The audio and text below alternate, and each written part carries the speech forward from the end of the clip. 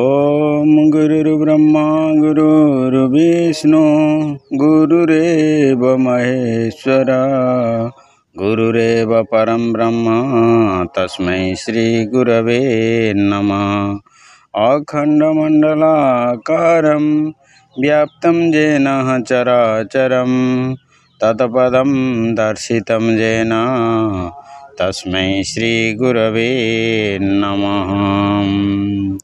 ओम भूर्भुवः स्वः तत्सवितुर्वरेण्यं भर्गो देवस्य धीमहि धियो यो नः प्रचोदयात्।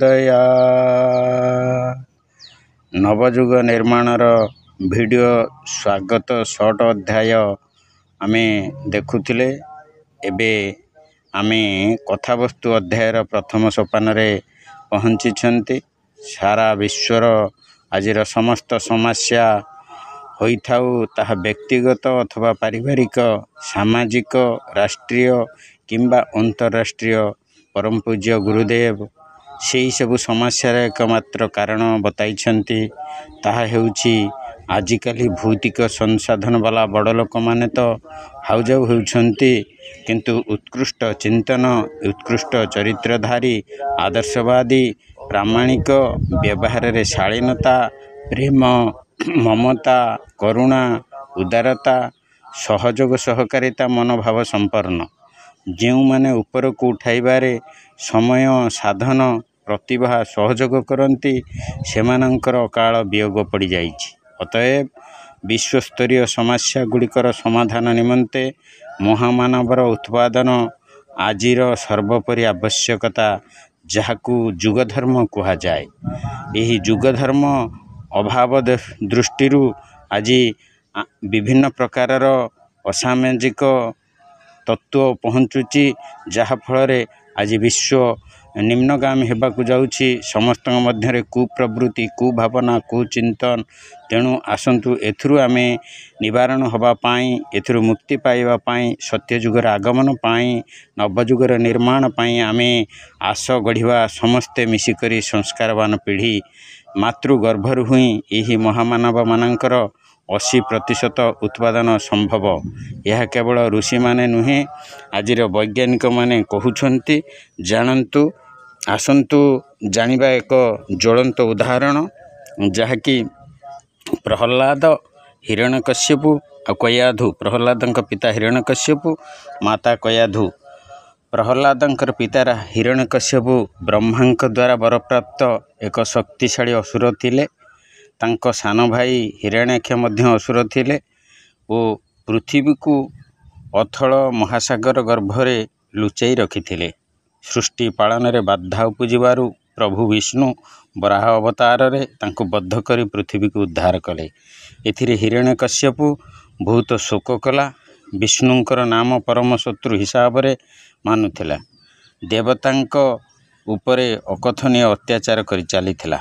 देवगण चतुरतार सहित हिरण्यकश्यपु विष्णु भक्त सुंदरी कयाधुंक सहित विवाह कराइले। विवाह परे अमरवर पाई विष्णु को बध करिबा आशारे हिरण्यकश्यपु तपस्या करिबा को बण को चलीगला। वन मध्य एकांत स्थान रे एक पादरे दंडायमान होई हिरण्यकश्यपु ब्रह्मा को तपस्या करी निरंतर उच्चारण कला ओं ब्रह्मणे नमः। संगे संगे तांको तपस्या भंग करिबा पाई सेही पाख वृक्ष डाल रे देवगणक द्वारा प्रेरित होइथिबा शुक बेशरे बसी गुरु बृहस्पति देवगुरु बृहस्पति उच्चारण करुथिले ओं नारायणे नमः। एथिरे तपस्या भंग हेबारु हिरण्यकश्यपु तांको सुंदरी स्त्री कयाधु निकट को आसी प्रेम निवेदन कले। कयाधु तपस्या भंगर कारण जेते थर पचारिले सेते थर से केवल गोटिए नाम उच्चारण कले नारायण। ओ सेही रातिर ही प्रहलाद माता कयाधुंक गर्भरे आत्म प्रकाश कले। परदिन हिरण्यकश्यपु तपस्या करने को चलीगले। गर्भवती कयाधुर संतान को शत्रु हिसाब रे भावना करी देवगण निष्पाप कयाधु को हत्या करने को चाहिबारु देवर्षि नारद सही पारिले नहीं। से धर्मपरायण कयाधु को नहीं निज आश्रम रे सात्विक परिवेश रे रखिले और निरंतर हरिकथा शुणाइले। कयाधु मध्य नारायण नाम संकीर्तन करी प्रहलाद को जन्म देइथिले। फल ପ୍ରହ୍ଲାଦ ଅସୁର ପୁତ୍ର ହୋଇ ମଧ୍ୟ ଶୁଦ୍ଧ ବିଷ୍ଣୁ ଭକ୍ତରେ ପରିଣତ ହେଲେ ଓ କାଳକ୍ରମେ ତାଙ୍କ ଭକ୍ତିରେ ସନ୍ତୁଷ୍ଟ ହୋଇ ବିଷ୍ଣୁ ନରସିଂହ ରୂପରେ ଖମ୍ବରୁ ପ୍ରକାଶ ହୋଇ ସନ୍ଧ୍ୟା ସମୟରେ ଏକ ଘର ଏରୁଣ୍ଡି ବନ୍ଧରେ ନଖରେ ବିଦାରି ହିରଣ୍ୟକଶ୍ୟପକୁ ବଦ୍ଧ କଲେ। କହିବାର ଉଦ୍ଦେଶ୍ୟ ଯେ ଆଜିର ଯେତେ ପ୍ରକାର ସମସ୍ୟା ଆସୁଛି ତାହାର ଏକମାତ୍ର ସମାଧାନ ମାତା ପିତା ଏବଂ ନିଜ ପରିବାର ଯଦି ଏଥିରେ ସହଯୋଗ କରନ୍ତି, ଆସୁଥିବା ମାତାଙ୍କର ଗର୍ଭସ୍ଥ ଶିଶୁକୁ ଆମେ ଯଦି ପୂର୍ଣ୍ଣ ଭାବରେ ସଂସ୍କାର କରେଇ ଗର୍ଭ ସଂସ୍କାର କରେଇ ତାକୁ ଭୂପୃଷ୍ଠକୁ ଆଣନ୍ତି ବା ଆମର ସନ୍ତାନ ରୂପରେ ତାକୁ ଜନ୍ମ ଦିଅନ୍ତି, ସେ ଆଗାମୀ ଦିନରେ ଗୋଟିଏ ଦେବ ମାନବ ରୂପରେ ପହଞ୍ଚିବ ଏବଂ ନିଶ୍ଚିତ ରୂପ ସେ ଏହିପରି ଭାବରେ ଯଦି ପ୍ରୟାସ ଚାଲେ ଗୋଟିଏ କ୍ରମରେ, ତାହେଲେ ସତ୍ୟଯୁଗ ନିଶ୍ଚୟ ଆସିବ ଆଉ ସମସ୍ତେ ଦେବତା ଆମେ ଦେବମାନବ ଆମେ ହେବା। ତେଣୁ ସମସ୍ତଙ୍କୁ ନିବେଦନ ଯୁଗ ନିର୍ମାଣ ଯୋଜନା ତରଫରୁ ସମସ୍ତେ ଏହି ପ୍ରୟାସକୁ ଜାରି କରନ୍ତୁ, ଆମକୁ ସହଯୋଗ କରନ୍ତୁ, ଆସନ୍ତୁ ଗଢ଼ିବା ସଂସ୍କାରବାନ ପିଢ଼ି। ଏଥିରେ ଆମେ ସମସ୍ତେ ଏକାକାର ହେବା।